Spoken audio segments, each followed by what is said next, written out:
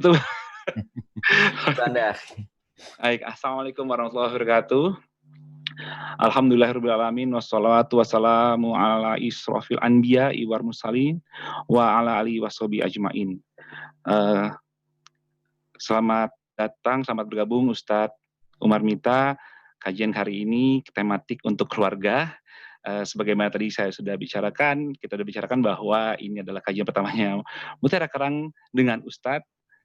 Nah, sebelum kita memulai kajian, Ustadz, sahabat-sahabat Mutiara Kerang dan sahabat-sahabat lainnya, mari kita sama-sama doakan guru kita, Ustadz kita, Ustadz Abu Basam Umar Mita, dan keluarganya agar senantiasa Allah berikan perlindungan, dijauhkan dari segala macam penyakit, dan selalu diberikan keberkahan pada setiap langkahnya.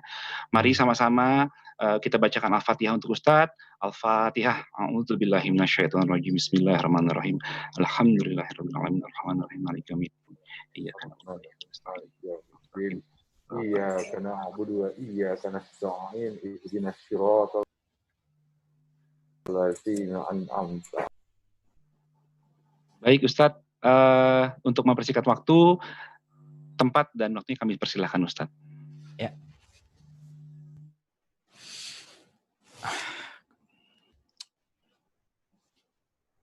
Innal hamdalillah wassalatu wassalamu ala Rasulillah wa ala alihi wa sahbihi wa man tabi'ahum bi ihsan ila yaumil qiyamah.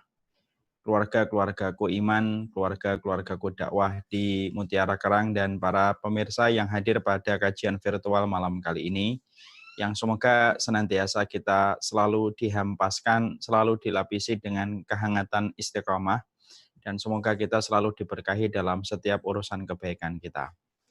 Alhamdulillah, bagaimanapun kita tetap bersyukur kepada Allah atas seluruh nikmat yang Allah berikan kepada kita. Tentunya orang yang beriman itu bukan hanya bersyukur ketika mendapatkan tambahan sandang, papan, dan pangan. Tapi sejatinya orang yang beriman itu adalah mereka yang senantiasa justru mempertebal syukur mereka ketika mereka mendapatkan kenikmatan yang jauh lebih tinggi daripada kenikmatan material pada sandang, papan, dan pangan.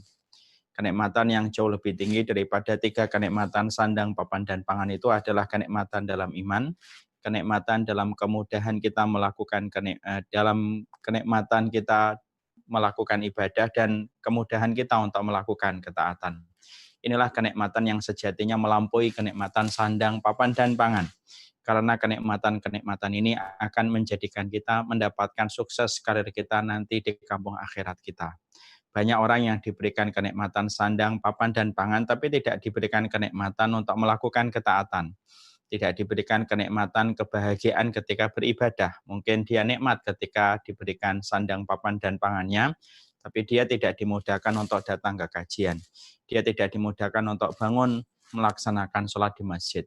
Mereka tidak dimudahkan untuk duduk di majelis ilmu. Walaupun sempurna sandang, papan, dan pangannya, tapi kalau tidak mendapatkan kenikmatan ibadah, maka sejatinya bukan itu syukur yang harusnya kita miliki sebagai orang yang beriman.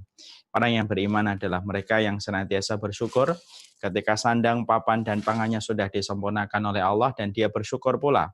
Semua rukuk, semua sujud, dan semua tilawah, dan seluruh rangkaian ibadah kita, itu pun merupakan kenikmatan yang sejatinya kita syukuri supaya Allah menambah terus kekuatan kita, menambah terus energi kita untuk melakukan ketaatan dan ibadah, supaya perjalanan kita yang singkat di dunia berakhir manis pada kehidupan kampung akhirat kita. Karir yang kita perlukan itu karir kita nanti di pengadilan Allah ketika kita selamat dalam pengadilan Allah yang menegangkan. Masa depan yang sejatinya bukan masa depan ketika rambut kita beruban dan ketika kita tua. Tapi masa depan yang sejatinya adalah ketika masa depan kita dijauhkan dari neraka dan diselamatkan menuju kepada surganya Allah. Semoga seluruh kenikmatan dalam ketaatan yang sudah kita rasakan, sampai kita menikmati setiap majelis ilmu secara offline ataupun secara online, itu akan menjadi sebab kebaikan kita di kampung akhirat kita, dan semoga kita bertemu di dunia lalu berakar dan lalu menjadi bertetangga di surga. Kepada Allah kita bersyukur, dan kepada Allah kita menggantungkan segala urusan kehidupan kita, dan semoga Allah tidak pernah meninggalkan kita walaupun sekejap mata. Sebelum saya menyampaikan kesempatan hari ini dengan judul Bincang Keluarga. Tentunya saya menyampaikan permohonan maaf yang sebesar-besarnya. Harusnya kajian kita plot dan kita rencanakan, harusnya kita gulirkan di waktu jam 10 tadi pagi. Qadarullah ada miskomunikasi dan saya yang salah. Dan qadarullah tadi pagi saya ada acara yang tidak bisa saya undur dan tidak bisa saya pending.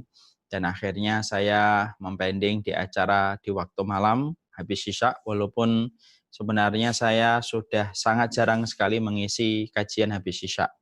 Tapi karena ini merupakan bagian dari kajian perdana dengan Mutiara Kerang dan ternyata miskomunikasi, insya Allah walaupun diundur sampai jam 8, insya Allah saya menyanggupi dan semoga kebaikan ini akan berlanjut kepada kebaikan-kebaikan kita berikutnya insya Allah. Dan ini merupakan nama majelis taklim yang sedikit unik. Biasanya kalau majelis taklim yang lainnya namanya Riyadul Jannah, namanya Al-Husna, namanya Miftahul Jannah.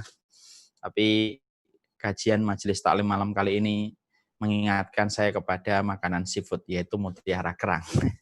Tapi insya Allah pasti pemilihan kata dan pemilihan nama Mutiara Kerang itu filosof dan maknanya pasti dalam. Insya Allah lain kali moga-moga saya bisa mengetahui apa filosof dari majelis taklim sampai diberikan nama Mutiara Kerang. Tapi saya yakin mungkin seluruh pengurusnya pengen, semua orang yang pengen ke kajian ini, semua yang datang ke kajian ini, maka mereka sebagaimana mutiara dan mereka juga sebagaimana kerang. Allah alam bisawab insya Allah. Kita tinggalkan tentang masalah nama yang insya Allah pasti ada doa dari seluruh pengurusnya ketika memilih nama tersebut. Ketika kita membicarakan tentang keluarga, masalah keluarga ini pembicaraan yang sesuatu yang identik dengan bahagia, sesuatu yang identik dengan keceriaan, sesuatu yang identik dengan sesuatu yang sumringah, itu adalah masalah keluarga. Karena sesungguhnya keluarga itu membuat kita tersenyum, karena kita berjumpa dengan ibu dan bapak kita, berjumpa dan bersua dengan kakak dan adik kita. Dan akhirnya kita juga punya keluarga baru. Kita bertemu dengan pasangan kita, suami ataupun istri kita, dan anak-anak kita. Kalau menyebut kata keluarga, selalu yang kita selalu ingat memorinya adalah sesuatu yang membahagiakan. Memang ada sih keluarga-keluarga yang mendapatkan ujian, tapi insya Allah dominasi keluarga itu selalu berisikan dengan banyak keceriaan dan kebahagiaan. Makanya sampai-sampai keceriaan dan kebahagiaan ketika kita bicara tentang keluarga, itu bukan hanya pada konteks kehidupan kita di dunia. Bahkan dalam kehidupan di akhirat pun, sesungguhnya keluarga pun merupakan bagian dari kenikmatan dan kebahagiaan. Makanya sampai para ulama itu menerangkan kenikmatan surga itu kalau diglobalkan setidaknya ada 3. Satu, yang paling tinggi kenikmatan ketika melihat wajahnya Allah. Sebagaimana kita melihat rembulan di bulan purnama. Sekarang kan lagi pertengahan bulan, maka kita nanti akan melihat Allah sebagaimana kita melihat purnama di tengah bulan, dan itu merupakan kenikmatan tertinggi di surga. Kenikmatan berikutnya setelah melihat dan memandang wajahnya Allah tanpa hijab, tanpa satar, surga itu kenikmatan berikutnya adalah berkumpul dengan para nabi dan para rasul. Itu merupakan kenikmatan. Kita bukan hanya berkumpul dengan Rasulullah, dan itu merupakan salah satu kenikmatan besar karena Nabi Muhammad adalah orang yang kita cintai, orang yang kita sebut-sebut dalam satu hari beberapa puluh kali setiap kita sholat, dan sesungguhnya berjumpa dan bercengkrama dengan Nabi di sebuah telaga yang bernama Al-Kautsar itu merupakan kenikmatan. Bukan hanya ketemu Rasul, tapi ketemu dengan para Rasul dan para Nabi yang lainnya. Dan yang ketiga, kata para ulama, salah satu kenikmatan surga yang ketiga itu apa? Yang ketiga itu diisi posisi itu adalah bercengkrama kita dengan keluarga, bertemu dengan keluarga. Karena salah satu yang selalu Allah janjikan supaya bisa menjadi motivasi orang yang beriman, Allah selalu menyampaikan tentang masalah keluarga yang dipertemukan di dunia, bagaimana mereka ketika dipertemukan, apa obrolan mereka, semuanya dijelaskan oleh Allah di dalam Al-Quran. Karena sejatinya kalau sudah bicara tentang keluarga itu identik dengan sesuatu yang bahagia, identik dengan sesuatu yang ceria, identik dengan sesuatu yang sifatnya itu melapangkan hati. Maka inilah yang menjadikan akhirnya bicara tentang keluarga itu bicara tentang masalah-masalah yang sifatnya itu berisi dengan kebaikan. Makanya sampai-sampai kalau kita mengetahui bukan hanya ketika kita di surga, bahkan maaf, ketika seseorang itu meninggal dunia sekalipun, orang itu ketika meninggal dunia sekalipun, lalu dia melewati ujian ketika ditanya Mungkar dan Nakir, lalu mampu menjawab 3 pertanyaan dasar yang disampaikan oleh Mungkar dan Nakir, siapa Robnya, siapa nabinya, dan apa agama yang diutus kepadanya. Kalau seseorang itu mampu menjawab pertanyaan ujian Mungkar dan Nakir, maka diperlihatkan kepadanya surga. Lalu kemudian didatangi dia orang yang rupawan yang merupakan wujud dari amal solihnya. Dan tahukah kita apa teriakan penduduk surga pertama kali setelah dia menyelesaikan ujian pertama di dalam kuburnya? Ternyata mereka berteriak. Teriakan mereka bukan memori mereka ingat tentang pekerjaan mereka, dunia mereka, rekening mereka, bukan. Tapi ternyata mayat itu ataupun jenazah itu ketika telah melewati malam pertama, roh itu ketika menyelesaikan ujian pertama, ketika ditanya malaikat Mungkar dan Nakir, mereka berteriak dan teriakannya adalah ya Rabbi aqimis sa'ah hatta arji ila ahli. Wahai Robku, tolong segerakan hari kiamat supaya aku lekas bertemu dengan keluargaku. Nah, ini menunjukkan kepada kita, Masya Allah ya, masalah keluarga itu masalah yang bukan dipandang sebelah mata. Tapi ini merupakan masalah besar dalam kehidupan. Karena koneksi, karena sesungguhnya keberadaan keluarga itu tidak hanya konteks di dunia, bahkan dalam konteks di akhirat itu pun masih tersambung dengan urusan kita bersama keluarga kita. Bahkan dalam pengadilan Allah nanti pun salah satu pertanyaan yang banyak akan ditujukan kepada masing-masing kita itu tentang bagaimana kita di antara keluarga kita. Kalau dia menjadi ayah akan ditanya tentang anak-anaknya dan istrinya. Kalau dia menjadi istri akan ditanya tentang suaminya dan anaknya. Dan itu menjelaskan kepada kita, keluarga di dalam Islam itu bukan urusan kecil tetapi urusan yang gede banget. Membicarakan tentang keluarga hari ini pun menjadi sangat penting lagi. Kenapa menjadi sangat penting? Karena fondasi dari satu peradaban itu tergantung bagaimana kita memiliki keluarga. Dan tepat sekali kalau hari ini dakwah itu mengarahkan kembali tentang kualitas dan keberkahan dalam keluarga. Kenapa? Karena kita hidup pada zaman ketika banyak orang sudah meremehkan tentang nilai keluarga. Peradaban barat itu hari ini krisis tentang masalah keluarga. Makanya sampai akhirnya angka perceraian di antara mereka sangatlah tinggi, perselingkuhan sangatlah tinggi, perzinahan itu juga lebih tinggi, ditambah lagi hubungan yang tidak intens antara orang tua dengan anak sudah mengkhawatirkan di peradaban barat itu. Makanya sampai kita menjumpai di orang barat itu ketika mereka sudah krisis di dalam masalah keluarga, sampai anak pun tidak mampu mengerti bagaimana berinteraksi dengan ayah dan seorang ayah pun tidak mampu berinteraksi yang baik dengan anak. Makanya tidak mengherankan kalau di barat ada seorang ayah lama tidak ketemu dan tidak berjumpa dengan anaknya karena sibuk dengan hobinya. Sama dengan anaknya yang sudah lama tidak berjumpa dengan ayahnya. Dan sering kita jumpai seorang anak ketika memanggil bapaknya ya dengan panggilan namanya dan tidak ada panggilan kehormatan yang melekat pada ayahnya. Kalau kita kan memanggilnya bapak, abi, abah, panggilan kehormatan. Kalau orang barat sekarang sudah mulai luntur. Panggilan kepada ayah dan panggilan kepada ibu biasanya hanya panggilan kepada nama. Kalau bapaknya Jos ya dipanggilnya Jos. Jos mau kemana Jos? Kalau ibunya Stefani ya dipanggil Stefani. Dan itu sudah menunjukkan betapa degradasi masalah keluarga itu luar biasa karena peradaban barat hari ini berada di ujung tanduk mereka, peradaban mereka itu. Kenapa? Karena salah satu fondasi penting dalam sebuah peradaban yang bernama keluarga itu sudah mulai luntur. Dan mereka betul-betul berada di ujung tanduk ketika mereka tidak mampu mempertahankan masalah keluarga ini, maka tinggal menghitung dengan jari kapan mereka itu akan runtuh dengan peradaban mereka yang sudah bertahun-tahun mereka itu berada di puncak-puncak peradaban. Makanya itu pula yang juga kita dapati bukan hanya di kalangan Eropa, bahkan setingkat Asia, banyak sekarang keluarga itu sudah mengalami degradasi dan luntur. Sampai kita jumpai banyak negara yang sudah tidak lagi wanitanya menginginkan pernikahan karena tidak ingin punya anak, karena dia tidak ingin menjadi istri, karena dia tidak ingin terkekang di dalam rumahnya. Sampai akhirnya kita dapati negara yang bernama Jepang, tingkat populasinya itu sampai turun terus. Dan dikhawatirkan beberapa puluh tahun ke depan, kalau wanitanya memiliki kecenderungan untuk tidak menikah dan tidak punya anak, negara ini akan dikhawatirkan menjadi punah. Itulah yang akhirnya menjadikan kita ketika hari ini kita bicara dan bincang akrab tentang keluarga ini menjadi masalah yang penting. Karena apa? Karena kita tidak pernah dapati satu agama yang paling detail ngobrolin tentang masalah keluarga kecuali itu kita dapatkan di dalam Islam. Maaf ya, bahkan kalau boleh saya beritahu, bahkan urusan kapan kita mengetok kamar bapak dan ibu kita itu, kapan kita boleh mengetok pintu kamar itu, dan kapan kita tidak boleh masuk ke kamar orang tua kita pun diatur di dalam Islam.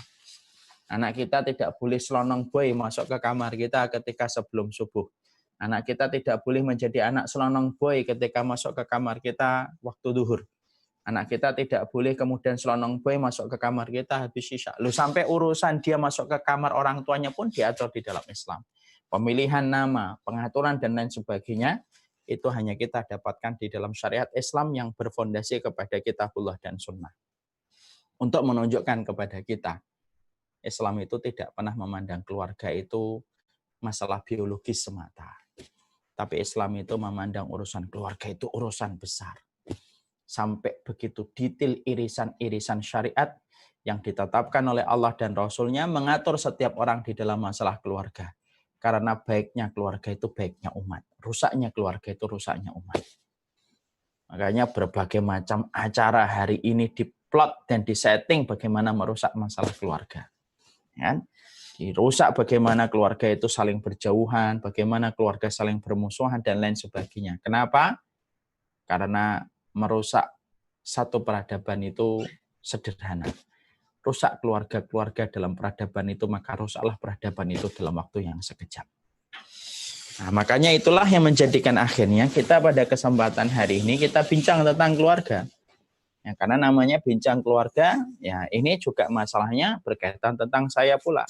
Kita bicara tentang masalah keluarga supaya kita paham, supaya kita mengerti apa yang harusnya kita perhatikan, apa yang harusnya kita tebalkan kalau seseorang di antara kita sudah berbicara tentang masalah keluarga. Karena ternyata keluarga itu banyak sekali ornamen dan banyak sekali komponen yang harusnya kita ketahui, yang harusnya kita mengerti. Karena sesungguhnya berkeluarga itu memang harus punya ilmu. Tapi ironisnya, justru malah keluarga ini masalah yang harusnya disikapi dengan ilmu, tapi sejatinya malah tidak ada sekolahan. Itulah keluarga, ironisnya keluarga. Ya.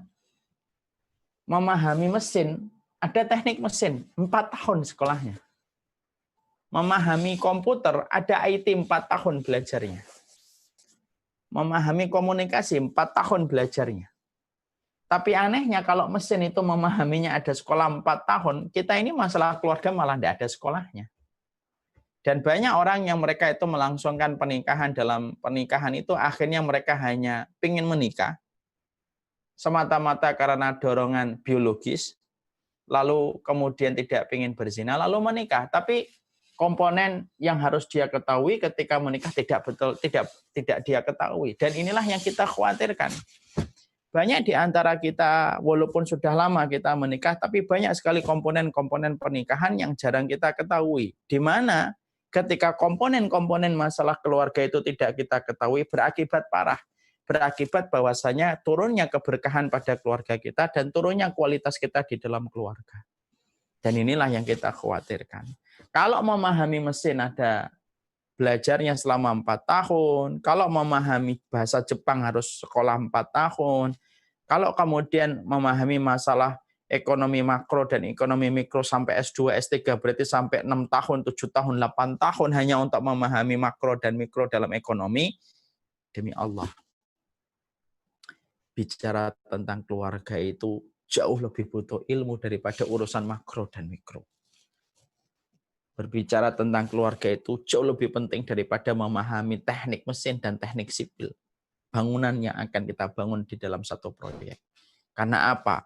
Karena sesungguhnya bertemunya 2 orang di dalam sebuah ikatan pernikahan yang disaksikan oleh Allah dengan kata mitsaqan ghalidha, maka sesungguhnya dia tidak sesederhana yang sering kita bayangkan, karena nikah itu bukan hanya sederhana, tapi nikah itu ada konsekuensi besar yang harus kita ketahui. Nah, oleh karenanya, kita pada kesempatan hari ini kita akan bincang-bincang tentang masalah keluarga, yang mana tentang masalah keluarga ini maka akan menjadi sebab kebaikan dalam kehidupan kita insya Allah. Dan kita akan membicarakan tentang masalah-masalah yang berkaitan tentang itu. Sekarang mari kemudian kita memahami tentang hal-hal yang kita bicarakan tentang masalah keluarga. Yang pertama, ada beberapa poin yang kita harus mengerti tentang masalah berkeluarga. Yang pertama adalah perkataan yang sering kita dengar, tetapi kadang-kadang kita tidak paham makna dan konsekuensi dari apa yang kita dengar. Yaitu adalah ketika kita sering mendengar kata keluarga itu ibadah. Nah, itu kan sering kita dengar. Orang tua kita sebelum menemani kita menuju ke mahligai pernikahan, altar suci untuk menikah, biasanya orang tua kita dan nenek kakek kita itu sering berkata, "Nak, nikah itu ibadah." Nikah itu ibadah. Tetapi ketika kita mendengar kata bahwasanya pernikahan itu ibadah, kadang-kadang kita tidak tahu artinya kemana dan arah dari pembicaraan ketika mengatakan nikah itu ibadah itu arahnya menuju ke perkara apa. Maka kalau kemudian kita termasuk orang yang paham dan kita sudah sering mendengar bahwasanya pernikahan itu ibadah, maka kemudian kita ini harus tahu apa cakupan dari kata ketika disebut bahwasanya pernikahan itu ibadah. Pernikahannya Umar Mita ibadah, pernikahannya Fulan itu ibadah, pernikahannya Fulan itu ibadah. Kalau ada yang mengatakan kepada kita dan telinga kita sebelum kita mengayunkan langkah menuju kepada pernikahan, lalu dikatakan pernikahan itu ibadah, dan perkataan itu tidak salah, perkataan itu benar. Sekarang kita harus paham, artinya pernikahan ibadah itu apa sih? Ya.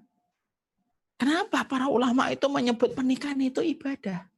Bahkan disebut ibadah yang paling lama. Ijab kabulnya tidak sampai 5 menit. Kalau mengucapkan qabil tu nikah wa tazwija bimahrin madkurin, itu Masya Allah itu tidak sampai 1 menit. Ucapan yang sangat ringan, yang mampu dihafalkan dalam sekejap. Tapi ternyata setelah mengucapkan kalimat itu, semua yang haram menjadi halal. Urusan dunia dan akhirat langsung terhubung di antara keduanya setelah mengucapkan kalimat qabiltu nikaha wa tazwijaha bi mahrin madkurin halan, saya terima nikahnya dan mas kawinnya. Makanya kemudian ketika kita mendengar itu berarti nikah itu ibadah, setidaknya memiliki 3 makna yang harus masing-masing kita ketahui. Tak terkecuali saya. Itu pun juga saya harus ketahui. Maka kemudian para ulama lalu menyampaikan, kalau kita sudah mengatakan bahwasanya pernikahan kita dengan seseorang yang hari ini bersama dengan kita, seseorang yang hari ini ada di samping sofa kita ketika kita lagi mengikuti majelis virtual malam kali ini, maka yang pertama, kalau kamu mengatakan dan kamu mendengar nasihat dari orang yang pernah memberikan doa dan selamat kepada dirimu ketika kamu habis menikah dengan mengatakan selamat ya, menikah itu ibadah. Maka makna yang pertama itu apa? Berarti niatnya harus benar. Niatnya harus benar. Karena ibadah itu butuh niat. Berarti kalau sholat itu harus butuh niat, kalau puasa harus butuh niat karena Allah. Berarti pernikahan itu butuh niat. Pernikahan kita bukan semata-mata ketika kita melampiaskan syahwat kita pada seseorang yang telah kita halalkan. Tapi pernikahan itu membutuhkan niat. Pernikahan itu harus karena Allah. Dan mencari pernikahan karena Allah itu hari ini, Masya Allah, susah. Karena sesungguhnya pernikahan karena Allah itu hari ini head to head dengan pernikahan berdasarkan status, berdasarkan jabatan, berdasarkan fisik. Yang akhirnya lunturlah kesucian dan kesakralan pernikahan yang harusnya diniatkan karena Allah. Makanya itulah sebab banyak di antara manusia ketika berkeluarga itu rumit masalahnya, ruwet problematikanya. Yang mana apabila jujur ditelusuri setiap benang keruwetan problem dan masalahnya itu, salah satunya faktor berkaitan tentang niat yang salah di dalam masalah berkeluarga. Ya, makanya menikah itu kalau boleh kita berbagi kisah itu, kalau boleh kita berbagi nasihat itu, nikah itu jangan karena cinta. Karena cinta pasti akan luntur. Jangan menikah karena sayang. Sayang itu bisa menipis. Tapi nikah itu pastikan karena Allah. Berarti kalau nikah itu pasti karena Allah, berarti jalannya harus sesuai dengan apa yang Allah ridhoi. Istikharahnya harus benar. Memilihnya itu harus jauh dari pilihan hawa nafsu. Bahkan sampai-sampai ada seorang ulama berkata, kalau datang kepadamu 2 orang yang membuatmu kagum, pilihlah orang yang paling tidak disukai oleh nafsumu. Nah, disitulah sampai semacam itu. Saya jadi teringat pernikahannya Imam Ahmad, Masya Allah ya. Ini kita sharing kan, kita sama-sama menjadi objek dari apa yang kita bicarakan hari ini, termasuk saya, terutama saya. Imam Ahmad itu ketika menikah umur 40 tahun. Kenapa Imam Ahmad menikah baru umur usia 40 tahun? Bukan karena beliau sibuk pacaran, chattingan, DM-DM-an. Tapi karena beliau sibuk untuk menghafalkan hadis-hadis Rasulullah. Makanya Imam Ahmad itu termasuk Imam Ahlu Sunnah. Karena pembelaan beliau kepada sunnah Rasulullah luar biasa.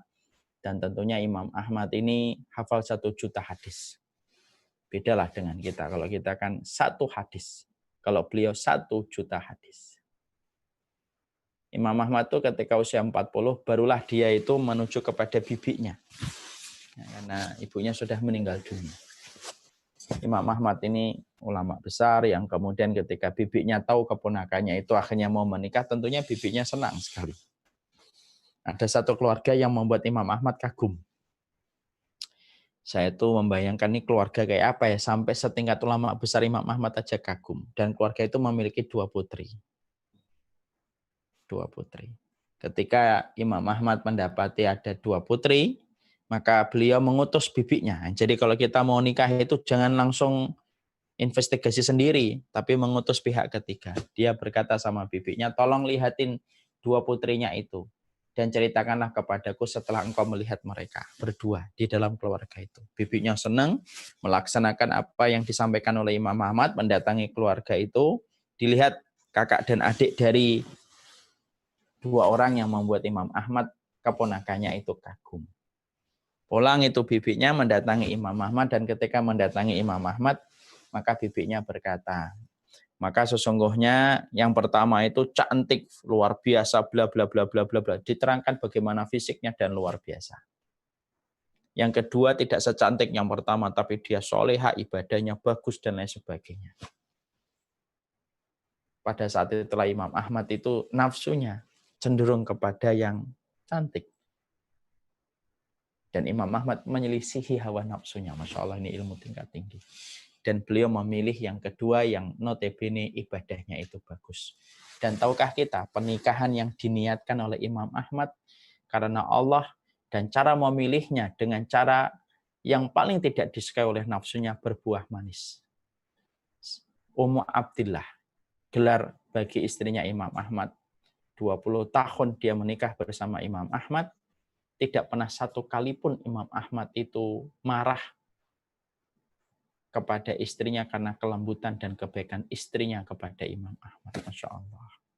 Nah, disitulah akhirnya kita memahami. Itulah pernikahan. Dipastikan niat itu adalah semata-mata karena Allah. Siapapun yang pernah pacaran, siapapun yang pernah berhubungan dengan cara yang tidak ma'ruf sebelum pernikahan. Bukan berarti hari ini terlambat, anaknya sudah 2, tapi dulunya pacaran. Enggak. Saatnya untuk bertobat dengan taubatan nasuha, menjaga hati, menjaga niat. Bahwasanya pernikahan itu ibadah, yang pertama adalah pastikan pernikahan itu adalah karena Allah. Kalau dulu pernah terlanjur, bahwasanya pernikahan itu didasari dengan jalan yang tidak benar, proses yang tidak syar'i, bertobatlah. Karena tobat itu menghapuskan kesalahan yang telah lalu, dan bisa jadi ketika kita menata hati kita dan niat kita, lalu mengarahkan arah kompas kita menuju kepada keridhaan Allah, sebenarnya akan datang menghempaskan pernikahan kita, tapi ketika pernikahan itu sudah dibenarkan dan direvisi niatnya, gelombang besar itu akhirnya dipinggirkan oleh Allah dan Allah jaga. Pernikahan itu disebabkan mereka melabuhkan hati mereka karena Allah Subhanahu wa taala. Makanya kalau pernikahan itu sudah karena Allah, maka yang dicari itu adalah karena Allahnya. Makanya kalau pernikahan sudah karena Allah itu seorang istri tidak akan pernah lelah berbuat baik kepada suaminya, bukan karena dia menunggu kebaikan suami, bukan. Tapi kalau seorang istri sudah menikah karena Allah, maka dia tahu mau suaminya membalas baik, mau suaminya tidak membalas sesuai keinginan dan ekspektasi istrinya, istrinya tetap berbuat baik karena seorang istri tahu di balik punggung suaminya itu ada 8 pintu surga yang akan menanti dia ketika di akhirat. Kalau suami sudah menikah karena Allah, maka kalaupun dia tidak suka dengan istrinya, maka dia tidak akan menghujatnya. Dan kalaupun kemudian dia mendapati sesuatu yang menyesakkan dadanya, maka dia meminta pertolongan kepada Allah supaya mampu menundukkan dan meluluhkan hati istrinya. Pernikahan karena Allah itu merupakan konsekuensi ketika kita sering mendengar kata, "Nak, nikah itu ibadah." Berarti apa? Niat harus karena Allah. Ayo, yang dulu sadar, suka jalan-jalan malam mingguan. Saatnya ngambil air wudhu, sholat taubat. Ya Allah, dulu kami pernah menempuh jalan yang tidak Engkau ridhoi. Kembalikanlah kami kepada rel yang Engkau cintai dan ridhoi, supaya setiap gelombang-gelombang yang akan datang pada pernikahan kami, entah itu kapan gelombang itu datang. Tapi ketika kami telah membersamakan Engkau dalam niat kebersamaan kami, maka pasti sebaik-baik perlindungan bagi kami adalah Engkau ketika Engkau telah kami niatkan dalam tujuan hidup kami ketika berkeluarga. Masya Allah, itu yang pertama. Yang kedua, kalau niat bahwasanya nikah itu ibadah, berarti ibadah itu menjadi landasan dalam keluarga. Berarti kalau kemudian niat itu ibadah, berarti apa? Ya ibadahnya harus nambah. Makanya antum paham, ikhwan-ikhwan dan saudara-saudaraku di Mutiara Kerang, orang kalau baru nikah, perhatikan, orang kalau baru nikah, disunahkan apa? Setelah terjadinya ijab kabul, maka kemudian sang laki-laki mendatangi istrinya, mencium keningnya. Lalu mengucapkan doa. Keningnya ya, mencium keningnya. Dan pastikan istrinya, jangan sampai salah orang. Mencium istrinya lalu kemudian berdoa, Allahumma inni as'aluka khairaha wa khaira ma jabaltaha 'alaiha wa a'udzubika min syarriha wa syarri ma jabaltaha 'alaiha. Ya Allah, aku minta kebaikan perempuan ini dan kebaikan yang Engkau anugerahkan, dan aku berlindung dari keburukan wanita ini dan keburukan yang Engkau anugerahkan kepadanya. Lalu disunahkan sholat 2 rakaat habis akad nikah itu, ijab kabul. Kenapa sih ada syariat mencium jidat dan kening istrinya? Kenapa ada syariat sholat 2 rakaat setelah kemudian terjadinya ijab kabul? Supaya filosofinya itu adalah supaya sang istri tidak ada pandangan pertama yang dia lihat setelah dia dihalalkan oleh seorang laki-laki, kecuali yang dia pandang adalah laki-laki yang menghalalkan dia sedang sujud menghadap kepada Rabb-nya. Kenapa kemudian yang laki-laki kemudian menjadi imam sholat 2 rakaat setelah terjadinya ijab kabul? Supaya filosofinya itu adalah supaya seorang laki-laki ketika dia salam, dia tahu ada seorang makmum yang telah mengikuti dia dalam urusan dunia dan akhirat semenjak dia mengucapkan kalimat syakral, saya terima nikahnya dan mas kawinnya. Berarti kita ini sudah diajarin sejak pertama. Berarti kalau pernikahan itu ibadah, ketika bapak dan ibu kita, para ulama dulu menyampaikan nikah itu ibadah, berarti sesungguhnya semenjak kita menikah, harusnya ibadah itu grafiknya naik. Makanya siapapun di dalam masalah keluarga, ketika grafik ibadahnya itu menurun, dulunya rajin ini, dulunya rajin itu, setelah menikah kemudian turun, nah itu yang kita khawatirkan. Jangan-jangan pernikahan kita kurang barokah, ketika barokah itu artinya menambah ketaatan. Kalau kita menikah tidak bertambah ketaatan kita, berarti pernikahan kita mungkin romantis, tapi belum tentu itu adalah barokah. Kita ini kan sekarang head to head antara romantis dan barokah.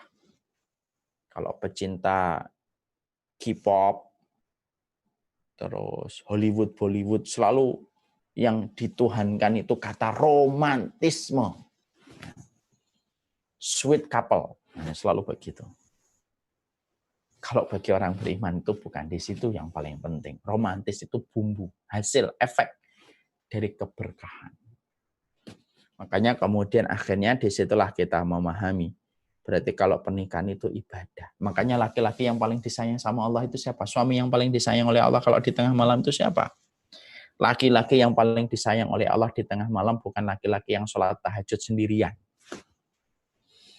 Tapi laki-laki yang mereka itu disayang sama Allah itu adalah laki-laki yang ketika dia malam, dia bangun, lalu mendapati istrinya tidur, dia bangunkan istrinya untuk sholat tahajud. Kalau istrinya tidak bangun ketika diajak sama suaminya, maka sang suami itu ngambil air, dipercikkan lembut ke wajah istrinya supaya istrinya bangun.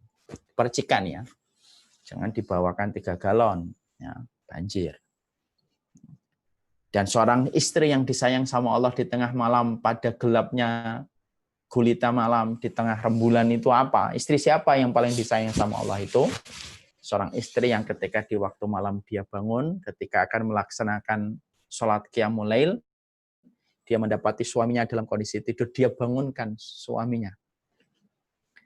Ketika suaminya menolak untuk bangun, maka dia percikan air ke wajah suaminya, dan mereka ketika bangun, mereka sholat, dan itulah 2 suami istri yang akan dicatat oleh Allah sebagai orang yang berzikir, sebagai orang yang berzikir sepanjang malam. Nah, itu pernikahan itu bernilai ibadah itu di situ. Ya, pernikahan bernilai ibadah. Nah, itu yang kedua. Yang ketiga, ketika kita suka mengatakan pernikahan itu adalah ibadah, makna yang ketiga itu apa? Berarti kalau bernilai itu ibadah, tidak ada kalah dan menang. Jadi bukan berarti ketika suami mengeluarkan argumen lalu istrinya tidak bisa menjawab argumen itu, istrinya kalah. Berarti kalau seorang istri ketika dia salah tetapi suaminya yang minta maaf, berarti istrinya yang menang dan mendominasi. Bukan kalah menang pernikahan itu. Karena apa? Pernikahan itu bukan masalah kalah dan menang. Pernikahan itu ibadah. Siapapun suami istri yang bertengkar, yang dia sejatinya minta maaf duluan, maka sejatinya itulah orang yang paham pernikahan itu ibadah. Ya kan? Makanya kalau kita semuanya, tak terkecuali saya, kalau tiba-tiba kita bertengkar dengan pasangan kita, lalu kita menunggu pasangan kita. Saya tunggu dia yang minta maaf. Apa dia itu? Berarti pada saat itu kita sedang lupa pernikahan itu ibadah. Sampai akhirnya egoisme kita lebih besar daripada konsep ibadah ketika ingin mendapatkan pahala. Meminta maaf sama sahabat kita aja mulia, apalagi meminta maaf kepada pasangan hidup dan pasangan jiwa kita. Dan maaf loh ya, ternyata salah satu di antara kriteria wanita yang dirindu surga itu adalah wanita yang apabila dia mendapatkan suaminya marah, maka wanita itu memadamkan perasaannya, mematikan egoisme, gengsinya, lalu dia datangi suaminya yang marah. Dia letakkan dadanya di dada suaminya, dan dia dengan lembut berkata, La aduku ghamsan hatta tardau. Saya tidak akan mencabut tangan ini sampai kamu ridho kepada diriku, wahai suamiku. Masya Allah. Nah, itu baru ibadah. Jadi kalau ada orang ketika menikah, lalu kemudian terlibat pertengkaran, friksi, kerikil-kerikil dia dapatkan. Lalu kemudian masing-masing di antara 2 pasangan ini menunggu siapa yang meminta maaf. Dan siapa yang meminta maaf itu merasa kalah. Dan siapa yang dimintain maaf itu merasa menang. Berarti itu pernikahan itu bukan ibadah. Itu pernikahan itu adalah gengsi. Pernikahan itu adalah egois. Dan pernikahan itu adalah perasaan. Fitrahnya laki-laki, tetapi fitrah ini bisa menjadi musuh baginya itu apa? Logikanya laki-laki. Fitrahnya perempuan, tetapi fitrahnya perempuan itu bisa menjadi musuh baginya itu apa? Perasaannya. Makanya ditundukkan dengan syariat. Laki-laki tunduk, akalnya tunduk dengan syariat ketika harus berbuat baik kepada istrinya dan paham bengkoknya seorang istri. Dan perasaannya seorang wanita pun harus tunduk dengan syariat ketika dia harus memadamkan perasaannya. Kalau sudah menikah, karena siapapun perempuan yang mengorbankan perasaannya, harga tawar perempuan itu di hadapan Allah menjadi tinggi dengan 8 pintu surga yang akan memanggilnya. Saya ulang kembali. Seorang wanita, fitrahnya itu perasaannya. Tapi bisa menjadi musuhnya kalau berlebihan. Dan siapapun seorang wanita yang mengorbankan perasaannya, memendam perasaannya, karena untuk mengikuti syariat, harga tawar wanita itu menjadi tinggi di hadapan Allah, dan harga tawar itu sebanding dengan 8 pintu surga yang akan memanggilnya dia kelak ketika di kampung akhirat. Nah, itulah yang disebut dengan pernikahan bernama keluarga. Pernikahan itu ibadah. Jadi akhirnya nanti kalau kita ngomong sama keponakan kita, nak mau nikah ya? Ya om, nikah itu ibadah. Lalu keponakan kita tanya, apa sih artinya nikah itu ibadah? Kita terangkan. 1, niatnya harus benar karena Allah. 2, landasannya harus ibadah. 3, nanti kalau nikah itu tidak ada kalah menang. Baru kita itu paham sejatinya. Ketika orang tua kita sering berkata, nikah itu ibadah. Nikah itu ibadah. Itu yang pertama. Yang kedua, maka sesungguhnya pernikahan itu sering sekali ketika kita mendengar kata ibadah juga mendengar kata sakinah. Kan gitu. Sampai akhirnya menjadi jargon dalam setiap pernikahan itu samara. For your information, samara itu sakinah, mawadah, dan warahmah. Berarti kalau kemudian kita sudah mendapati bahwasanya salah satu goals di dalam masalah pernikahan, goals-nya itu adalah mendapatkan sakinah, ya kita harus paham sakinah dulu. Jangan-jangan kita ngomong sakinah, mawadah, warahmah, tapi nggak paham itu sakinah itu apa. Sakinah itu teman SD saya, nah, itu lebih parah lagi. Maka sesungguhnya pernikahan itu sering sekali akhirnya kalau ditanya, kamu nikah itu ngapain sih? Supaya sakinah, mawadah, dan warahmah. Tapi kadang-kadang kita tidak paham. Saya pernah nanya sama salah satu jamaah, baru ngaji sih, tapi orangnya baik, lucu. Saya tanya, nikah itu ngapain, akhi? Sakinah, mawaddah, warahmah, Ustaz. Nah, artinya sakinah apa? Ya itu, Ustaz. Nanti antum terangin pas khutbah nikah. Lah, kok saya terang? Jadi kemudian dia mengetahui tentang sakinah. Jadi kalau kita mendapati dalam pernikahan itu ada kata sakinah, kita bahas sakinah aja. Sakinah itu artinya tenang. Kalau sakinah itu artinya tenang, sakinah itu ternyata bukan miliknya makhluk. Sakinah itu miliknya Allah. Sakinah itu miliknya Allah. Mana dalilnya? Walladzi anzala as-sakinata fi qulubil mu'minin liyazdadu imanan ma'a imanihim. Allah yang menurunkan ketenangan di hati setiap orang yang beriman supaya bertambah iman mereka dan bertambah iman mereka. Berarti sakinah itu menggelantung di atas langit-langitnya Allah. Bukan yang tumbuh di atas muka bumi. Itu sakinah, bukan sakinah. Sakinah itu bukan yang tumbuh di atas muka bumi. Bukan. Sakinah itu yang menggelantung di pintu-pintu langit yang Allah turunkan kepada hamba yang Allah kehendaki. Orang yang beriman. Beriman itu, beriman dalam sholat, beriman dalam puasa, dan beriman di dalam pernikahan. Maka ketika dia itu sakinah itu diturunkan oleh Allah kepada hati, berarti kalau pernikahan itu salah satu goalsnya itu adalah sakinah, berarti sakinah itu harus punya umpan supaya bisa turun. Layaknya ikan di lautan, kalau ingin memancingnya, engkau memakai umpan. Bisa nggak kita beli pancingan semahal apapun harganya? Saya pernah dengar katanya alat pancing itu ada yang sampai 100 juta. Insya Allah ya, orang kalau sekarang membuat produk itu, kadang-kadang kita ini luar biasa bingung gitu. Ada sepeda 300 juta itu saya masih bingung sampai sekarang. Ada pancingan, alat pancing itu sampai 100 juta. Kalau kita punya alat pancing 100 juta, kita nggak pakai umpan. Nggak ada yang mau mendekat kepada alat pancing kita. Harus pakai umpan. Baru ikan itu datang untuk mengambil umpan dari kita. Sama. Tadi kita mengatakan sakinah itu bukan sesuatu yang tumbuh di atas bumi. Tapi sakinah itu menggelantung di pintu-pintu langit. Yang Allah turunkan kepada hamba yang Allah kehendaki. Berarti umpannya apa? Umpannya itu kalau kita ingin dalam sebuah pernikahan itu mendapatkan sakinah, 2. Jaga dari apa yang menjadi murkanya Allah kalau sudah menikah, dan jaga dari harta yang haram. 2 itu sakinahnya. Makanya demi Allah ya, ini ada sebuah keluarga yang kisah ini sering saya sampaikan di banyak kesempatan. Ada satu keluarga suami istri yang asalnya baik, sederhana, tapi harmonis, ngaji gitu. Sampai akhirnya sang suami tergiur untuk mengembangkan usaha. Dia ngomong sama istrinya, "Dik, kita ini bisnis nggak boleh gini-gini aja, harus kita besarin." Istrinya menjadi pendukung dan motivator. "Ayo Bang, besarkan usaha. Saya akan nyari pinjaman yang betul-betul tidak ada kaitannya dengan riba." Nah, mereka wajar, mereka sudah ngaji. Kesana kemari, nggak ketemu, nggak dapat.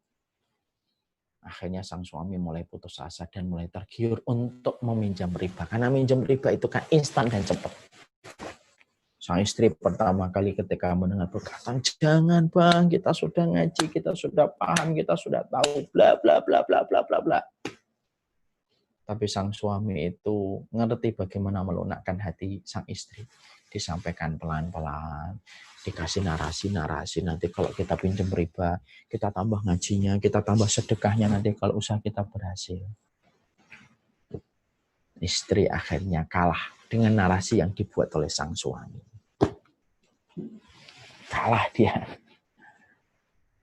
Dan apa yang terjadi ketika kalah, namanya istri perempuan itu kan lemah di telinga. Kalau laki-laki terlemah di mata. Akhirnya sang istri mengizinkan sang suami pinjam riba. Usaha itu membesar. Seiring dengan membesarnya bisnis dan omset mereka, seiring itu mereka mulai jauh dari majelis ilmu. Berkurang ibadahnya karena ngurusin pekerjaan itu terus. Sampai akhirnya terjadilah sesuatu yang tidak diinginkan. Sang suami melakukan dosa yang tidak bisa ditolerir lagi oleh sang istri. Singkat ceritanya, kapal itu karam, pecah, berantakan. Dan kisah ini nyata, sempat viral tulisan dari wanita ini. Wanita itu kemudian nulis, "Saya tidak menyalahkan siapapun, tapi yang saya salahkan adalah ketika kami tahu bahwasanya riba itu diperangi oleh Allah, maka kami memasukkan itu dalam keluarga kami. Maka berantakan semua yang telah kami lalui ketika apa yang diharamkan oleh Allah telah kami halalkan di dalam keluarga kami." Disitulah kita belajar. Sakinah diambil sama Allah. Bersama dengan dosa yang masuk ke dalam ruang keluarga kita. Ada yang pernah curhat lagi, suaminya tidak bisa mencampuri istrinya. Dan ternyata karena dia berzina. Semua itu menunjukkan kepada kita, sakinah itu tidak tumbuh di atas muka bumi. Sakinah itu menggelantung di pintu-pintu langitnya Allah. Dan Allah turunkan kepada keluarga-keluarga yang mereka menjaga dirinya dari sesuatu yang dimurkai oleh Allah. Seiring dengan itu Allah akan menurunkan sakinah. Yang kedua, kalau ingin mendapatkan sakinah, karena salah satu goals-nya dalam pernikahan itu adalah sakinah, itu apa? Pastikan kalau kita sudah bertemu dengan seorang wanita yang membuat kita kagum, dan pastikan pula kalau kita sudah menjadi seorang wanita yang bertemu dengan laki-laki yang kita kagumi, jangan ada harta yang haram di antara kita. Karena harta yang haram itu paling cepat merusak dan menghempaskan kapan pernikahan. Dan sesuatu yang paling dibenci oleh Allah itu adalah ketika satu keluarga terkenyangkan dengan sesuatu yang haram. Bukankah keluarganya Nabi Adam diusir dari surga gara-gara buah yang haram? Bukan 1 kilo itu, bukan 2 kilo, bukan 3 kilo, tapi cuma 1 gigitan. Tapi sudah cukup bagi Allah mengusir keluarga Nabi Adam dan Hawa dari surga, dan mereka harus mendapatkan hukuman yang panjang.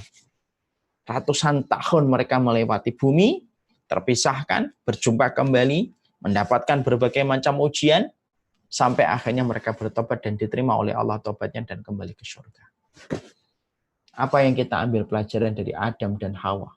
Yang merusak kualitas Nabi Adam dan Hawa ketika di surga itu karena memasukkan buah yang haram yang dibenci oleh Allah. Sampai mereka diturunkan ke dunia dan menjalani hukuman di dunia. Masya Allah. Jadi kita belajar dari kisah bapak yang kita cintai, yaitu adalah Bapak Adam, dan ibu yang kita cintai, Ibu Hawa. Pernikahan itu jangan sampai ada haram di antara kita. Kalau orang sering membuat tulisan, jangan ada sesuatu di antara kita, jangan ada dusta di antara kita. dusta itu masih lebih ringan. Yang parah itu jangan sampai ada harta haram di antara kita. Karena apa? Sakinah dan harta yang haram itu kontradiktif. Layaknya minyak dengan airnya yang tidak akan bertemu dan berjumpa. Makanya dilihat apa harta haram gitu. Dibersihkan.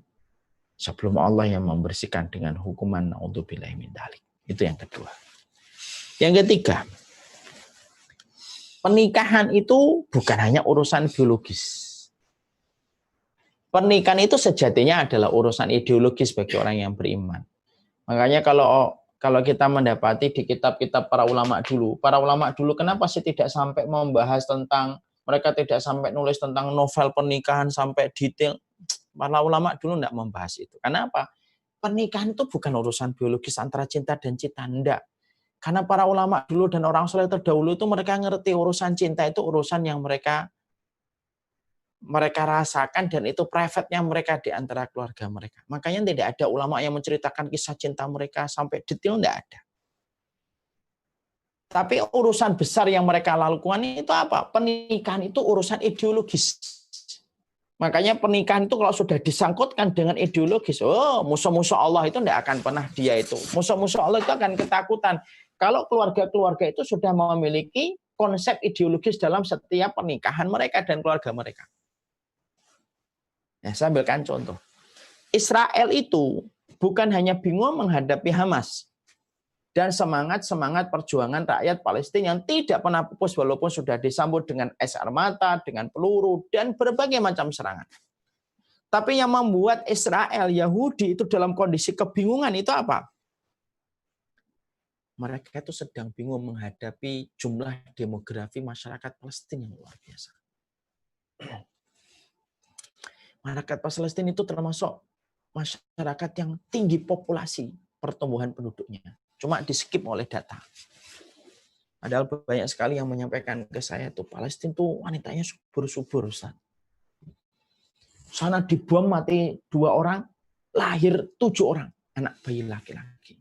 Sana mati 5 orang, lahir bareng-bareng 10-20 anak bayi baru lahir. Ternyata yang membuat Israel itu kebingungan menghadapi Palestina itu salah satunya itu demografi. Karena ternyata banyak keluarga di Palestina itu pengennya punya banyak anak supaya anak-anak mereka itulah yang akan meneruskan perjuangan mereka nanti. Mengusir penjajah Israel dari tanah yang mereka miliki.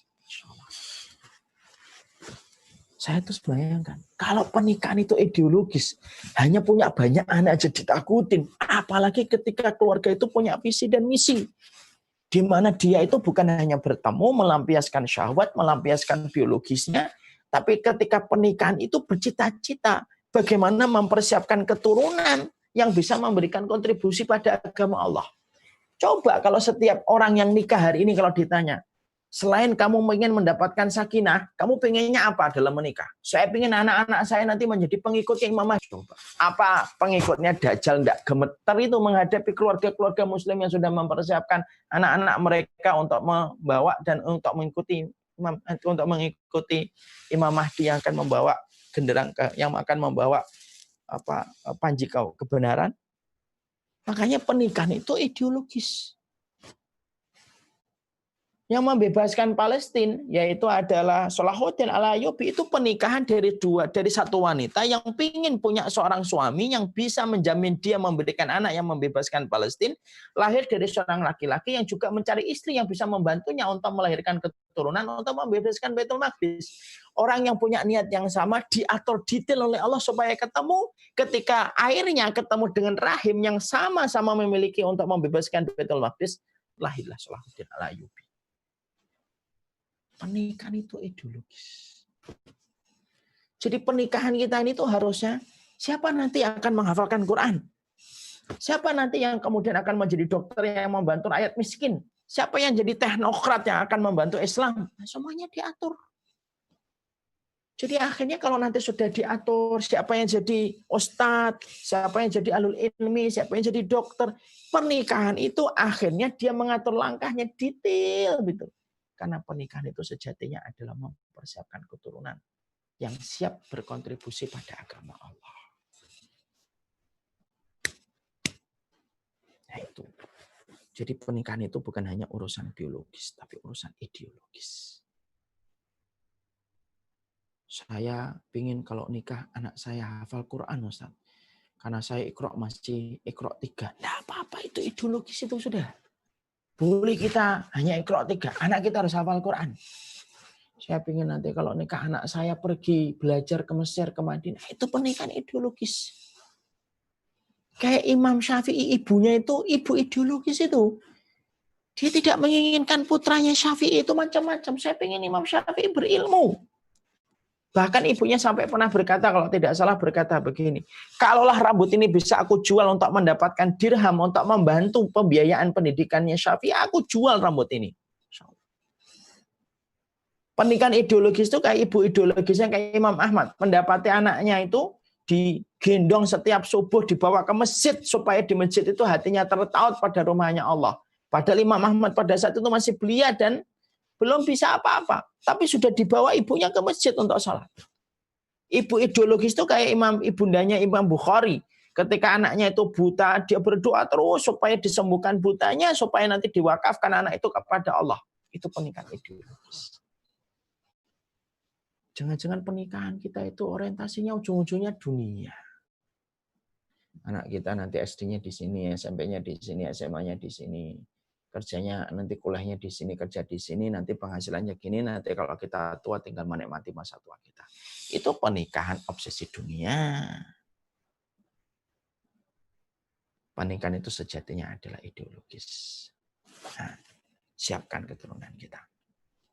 Nah, disinilah akhirnya kita mengetahui inilah sejatinya kalau kita bincang-bincang tentang keluarga. Jadi masalah keluarga itu memang terkadang sesuatu yang ironis. Tidak ada sekolahnya. Memahami mesin ada sekolahnya. Memahami bahasa Jepang 4 tahun. Memahami bangunan teknik sipil 4 tahun. Memahami tentang IT, ulek-ulek tentang komputer dan laptop 4 tahun. Tapi justru memahami suami istri tidak ada sekolahnya. Dan itu musibah bagi kita semuanya kalau kita tidak mau menambah ilmu. Makanya saya karena menyampaikan bincang-bincang ya sifatnya ringan tapi sebenarnya banyak tidak kita ketahui. Kita akhirnya paham pada kesempatan malam kali ini. Artinya pernikahan itu ibadah itu apa? Ya, berarti pernikahan itu ibadah adalah niatnya harus benar. Ibadah harus menjadi landasan. Tidak ada kalah dan menang. Sakinah itu artinya adalah ketenangan. Dan ketenangan itu dengan 2 umpan ketika menurunkan. Karena sakinah itu tidak tumbuh di atas muka bumi. Tapi sakinah itu turun dari atas langit. 2 umpannya. Jaga komitmen untuk menjaga diri dari perkara yang diharamkan oleh Allah. Dan jagalah dari harta yang haram. Pernikahan itu tidak hanya urusan biologis. Tetapi sejatinya dia adalah urusan ideologis. Maka moga-moga dari bincang-bincang tentang masalah keluarga bersama dengan Majelis Taklim Mutiara Kerang, semoga seluruh para sahabat di Mutiara Kerang, semoga pernikahan kita adalah pernikahan yang arahnya jelas menuju kepada Allah Subhanahu wa taala. Beruntunglah kalau kalian wahai para laki-laki mendapatkan istri yang menasihati kalian di dalam kebaikan. Dan beruntunglah kalian wahai istri ketika ada seorang laki-laki yang mereka telah melaksanakan kewajibannya sebagai seorang laki-laki. Semoga Allah jaga kita dari segala macam bisikan setan yang senantiasa tidak pernah putus keinginannya untuk memisahkan kita di antara orang yang telah kita halalkan. Dan semoga anak-anak kita adalah orang-orang yang menjadi penerus amal kita ketika kita menutup mata. Barakallahu fikum, ini yang dapat saya sampaikan. Nah, sudah mau jam 9. Tidak layak kalau acara kajian malam-malam itu sampai tengah malam. Kalau kajian malam sampai tengah malam itu namanya ronda. Makanya karena kita bukan ronda, kita kajian ya. Nah, kita sekedarnya waktunya, itu 1 jam. Kita mungkin ada tanya jawab sebentar sebelum nanti kita pulang ke rumah kita dan bercengkrama dengan istri dan suami kita. Waktu sunnah ngobrol suami istri itu habis isya. Jangan mengambil itu dari saya dan saya pun tidak mau mengambil itu dari kalian. Semoga kita dipertemukan dalam keberkahan. Saya serahkan kembali kepada pembawa acara. Masya Allah, Masya Allah. Ustadz, jazakallah khair Ustadz. Kita di sini diam, terpana, terus di chat riuh gitu. Wah, ketampar bolak-balik lah. Wah, sejak Ustadz bicara mengenai niat harus benar, sholat tobat dan lain-lain, wah itu di Mutiara Kerang, waduh air mata netes lah. Wah, saya udah yang terharu juga mendengar anak teman-teman kami, sahabat-sahabat kami juga kena sih itu yang Ustadz bicarakan. Saya Oke, malah tertampar, Ahi. Saya malah tertampar dengan apa yang saya sampaikan sendiri. Semuanya lah. Semoga kita dapatkan manfaatnya. amin ya Allah. Oke, Ustadz, baik lagi, saya akan membacakan 2 pertanyaan saja mungkin Ustadz ya, karena kami tidak ingin mengambil waktu yang sangat berharga setelah isanya Ustadz. Baik, saya buka pertanyaan saja yang awal dan yang paling mendekati dengan tema ya Ustadz. Assalamualaikum. Nah ini dia. Izin bertanya Ustadz, saya sudah ada niatan menikah, tapi kadang-kadang selalu muncul perasaan kelak takut bisa membahagiakan calon istri saya. Salah, mungkin kelak takut tidak bisa membahagiakan calon istri saya. Bagaimana Ustadz tipsnya mungkin beliau? Ini salah ini, Ahi. Pernikahan itu kalau tujuannya untuk membahagiakan, bahwasanya kita yang bisa membahagiakan, salah. Kita ini tidak bisa membahagiakan orang. Masya Allah. Wa annahu huwa adhaka wa abka. Allah itu yang menjadikan kamu ketawa, Allah yang menjadikan kamu menangis. Berarti bahagia dan sedih itu merupakan bagian dari masyiatullah, bagian dari kehendaknya Allah. Yang kita lakukan bukan takut tidak membahagiakan, yang kita lakukan itu harusnya kita akan mendekat kepada pemilik hatinya, yaitu adalah Allah, supaya Allah yang akan membahagiakan dia dengan ketaatan yang kita lakukan. Kita tidak bisa membahagiakan istri, yang bisa membahagiakan istri itu Allah. Kita tidak bisa membahagiakan suami, yang bisa membahagiakan suami itu Allah.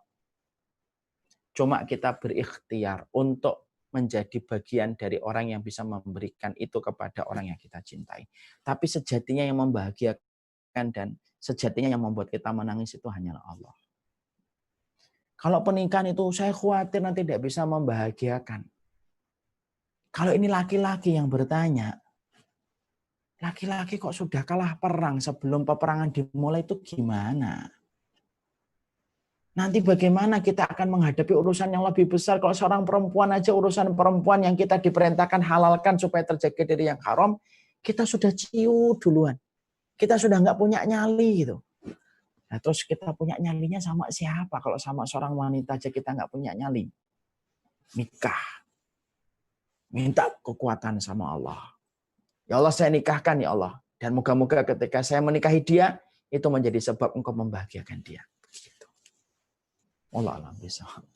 Kadang laki-laki itu harus ditekan supaya mau untuk melangkah. Allah alam bisa. Setuju Ustaz. Itu dari Majelis Mutiara Kerang juga banyak yang masih laki-lakinya begitu. Ya. Perlu Ustaz. Itu anak teman-teman sahabat-sahabat saya Ustaz. Kalau saya sama istri saya di sebelah udah tektokan dari. Baik, pertanyaan kedua Ustaz. Assalamualaikum Ustaz, izin tanya, apakah salah istri yang selalu menunggu suami bertobat dari dosa besar? Meski diulang-ulang, saya juga sering ajak ngaji tapi tak kunjung berubah. Saya pernah mendengarkan salah satu Ustadz mengatakan, jika suami tak kunjung berubah, maka istri boleh meminta cerai. Afwan Ustadz, bukankah Allah membenci perceraian? Mohon perceraiannya Ustadz. Jazakallah khair. Ketika seorang suami melakukan dosa besar ini harus diperinci. Zina, minum khamar, jadi dukun, menentang ayat-ayat Allah. Mengkritik tentang kebenaran yang disampaikan oleh Allah dan Rasul-Nya. Kalau dia termasuk dosa-dosa besar, lalu sang suami melakukan itu ada dua. Sang suami yang melakukan itu setelah itu dia menyesal, maka yang paling afdal, yang paling baik adalah tetap bersamanya, menggenggam tangannya, dan jadilah pintu pertama yang dia buka ketika dia kembali kepada Allah. Dan pastikan yang menjadi pintu itu adalah istrinya. Yang kedua, ada suami yang melakukan dosa-dosa besar tadi, tapi tidak ada komitmen untuk bertobat. Kalau dosanya misalnya, kalau dosanya secara spesifik zina, dia mengulang lagi zina, dia mengulang lagi zina, dia mengulang lagi zina, dan tidak ada komitmen untuk bertobat, berpisah itu lebih baik. Untuk menjaga kesucian seorang istri. Kalau memang tidak ada komitmen untuk bertobat. Nah, perceraian kan dibenci oleh Allah, Ustaz. Perceraian itu adalah obat dari getirnya pernikahan ketika tidak berujung kepada keberkahan untuk mendekat kepada Allah. Saya ulang kembali. perceraian itu adalah obat getir dari pernikahan yang tidak berujung kepada keberkahan untuk mendekat kepada Allah ketika semua problematika tidak bisa diselesaikan dan tidak ada jalan keluarnya. Semuanya deadlock. Maka sesungguhnya perceraian itu menjadi bagian dari sesuatu yang sunnah. Makanya perceraian itu hukumnya kan macam-macam, Ibu. Ada yang hukumnya haram. Kapan perceraian itu hukumnya haram? Ketika tidak ada sebab. Kenapa pisah? Bosen. Nah, gimana ini bosen tiba-tiba langsung cerai? Nggak boleh. Haram.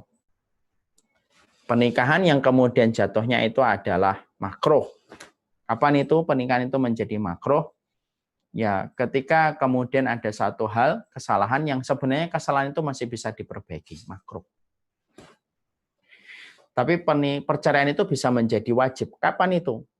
Yaitu ketika salah satu pasangan murtad dari agama Allah. Nah, itu menjadi wajib perpisahannya. Dan menjadi sunnah. Kapan itu? Ketika salah satu pasangan kita melakukan dosa besar.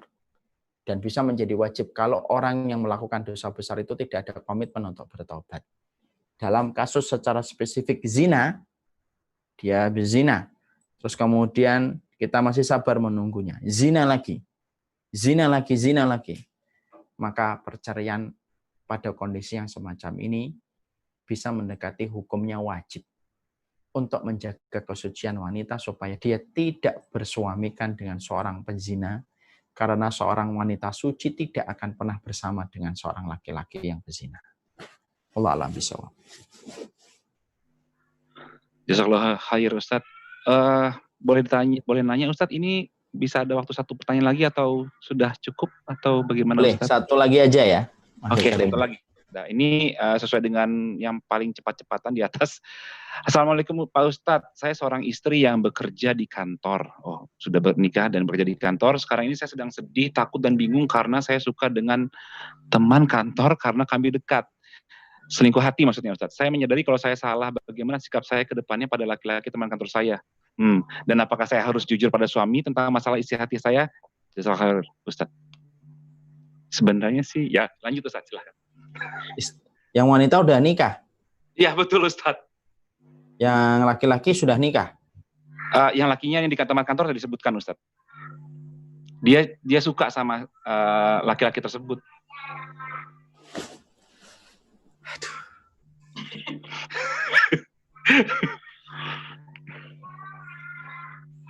Kedekatan itu antara lawan jenis, kenapa dilarang di dalam Islam?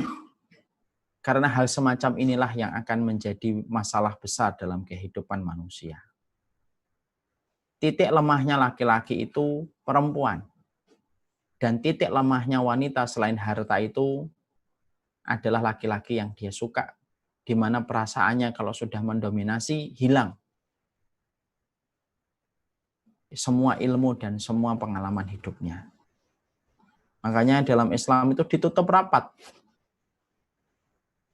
Dan banyak, saya tidak mengatakan semua kantor, tapi kita menjumpai banyak kantor yang sudah tidak peduli dengan aturan dan syariat tentang masalah pergaulan suami, pergaulan laki-laki dan perempuan.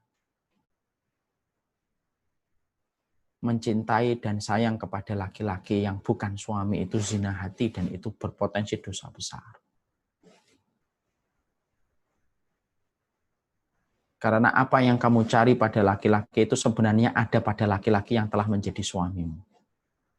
Egonya, mungkin big baby-nya, cara dia mau menang sendiri, semuanya ada. Lalu kenapa kita harus jatuh hati pada laki-laki lain yang sejatinya semua sifat-sifat itu ada? 50% bahkan 60% ada di suami kita. Itu hanyalah fata morgana yang dikasih bumbu dan rempah-rempah yang kuat oleh setan supaya kita memandang laki-laki itu lebih baik daripada suami kita.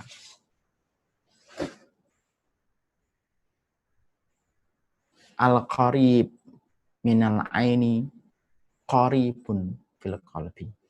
Yang dekat di mata itu biasanya dekat di hati. Makanya dalam Islam itu tidak boleh laki-laki yang berlawanan jenis itu dekat. Kalau ibu masih punya perasaan itu harus dimatikan sebelum akan menjadi penyesalan yang berat.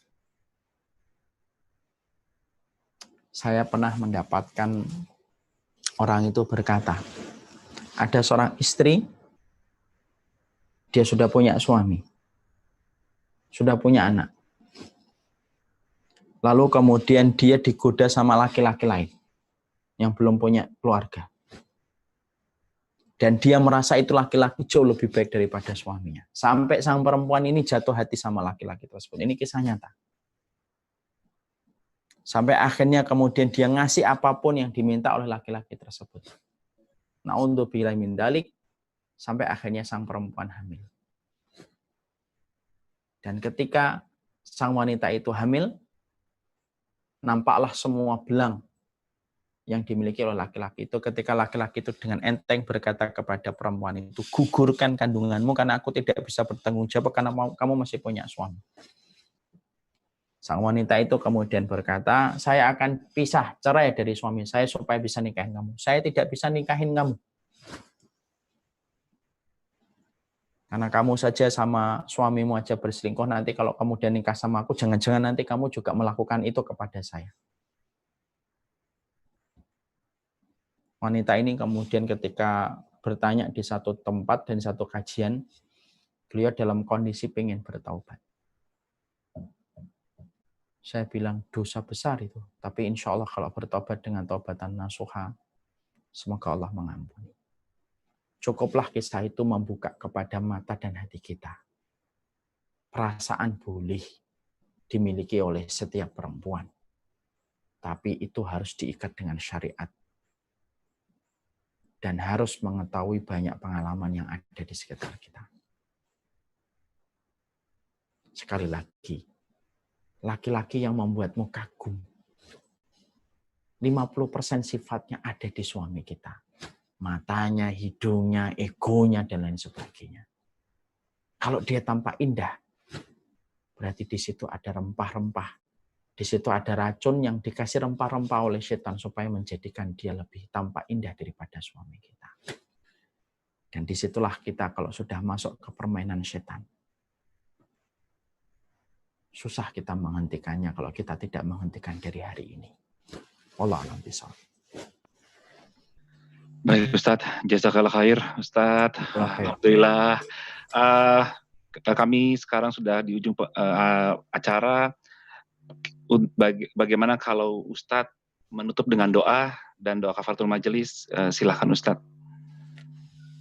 Bismillah. Allahumma inna nas'aluka bi annana nashhadu an la ilaha illa anta al-ahadus samad alladzi lam yalid wa lam yulad wa lam yakul lahu kufuwan ahad. Ya Rabbana ya mujibas sa'ilin. Ya Allah, berkahilah setiap ilmu yang kami dapatkan. Jadikanlah kami setiap ilmu yang kami dapatkan menjadikan hati kami rendah di hadapan orang yang beriman dan tidak menjadikan kami tinggi serta menyampaikan orang-orang yang ada di sekitar kami. Ya Allah, jadikanlah setiap ilmu ini menyelamatkan kehidupan kami dari gelapnya fitnah dunia menuju kepada cahaya dalam kebahagiaan dunia dan akhirat kami, ya Allah. Ya Allah, jadikanlah keberkahan bagi istri kami dan bagi suami kami. Kalaupun mereka memiliki kekurangan, kami pun mengetahui bahwasanya kami pun memiliki kekurangan. Berikanlah kepada hati kami hati yang besar untuk menerima kekurangan-kekurangan mereka sebagaimana mereka. Berikanlah kepada mereka hati yang besar untuk menerima kekurangan-kekurangan kami selaku pasangan hidupnya, ya Allah. Tidak ada yang mampu membahagiakan orang-orang yang ada di sekitar kami, pasangan-pasangan kami, kecuali adalah Engkau, ya Allah. Karena kami makhluk yang lemah, kami makhluk yang rapuh, maka bahagiakanlah orang-orang yang di sekitar kami atas kebaikan dan ketulusan yang telah mereka lakukan kepada kehidupan kami. Ya Rabbana ya Mujibas Sa'ilin, jadikanlah anak-anak kami, apapun fisiknya, apapun nilai akademisnya, ya Allah, maka sesungguhnya Engkau jadikan anak-anak kami, ya Allah, supaya menunggu kami di depan pintu surga, supaya melambai-lambai tangannya untuk memanggil kami, lalu menyebutkan nama kami supaya kami mendapatkan syafaat dari mereka atas kesalehan mereka.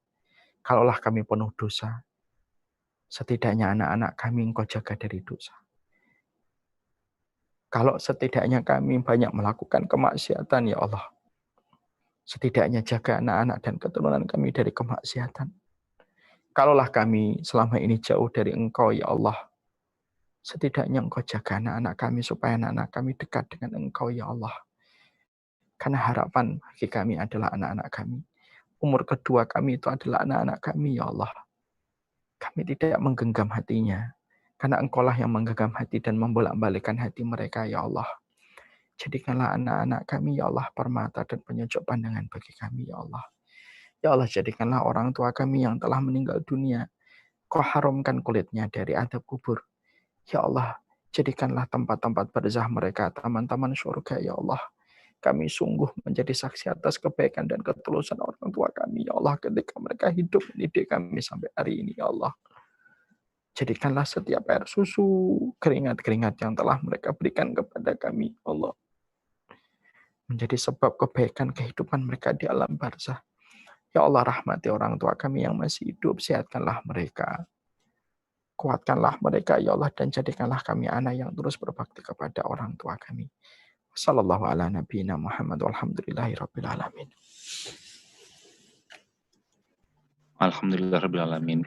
Kita tutup dengan doa kafaratul majelis. Subhanakallahumma wa bihamdika asyhadu an la ilaha illa anta astaghfiruka wa atubu ilaik. Ustadz, jazakallahu khairah. Terima kasih banyak untuk ilmu hari ini. Kami segenap dari pengurus kajian Mutiara Kerang berterima kasih sekali Ustadz. Assalamualaikum warahmatullahi wabarakatuh.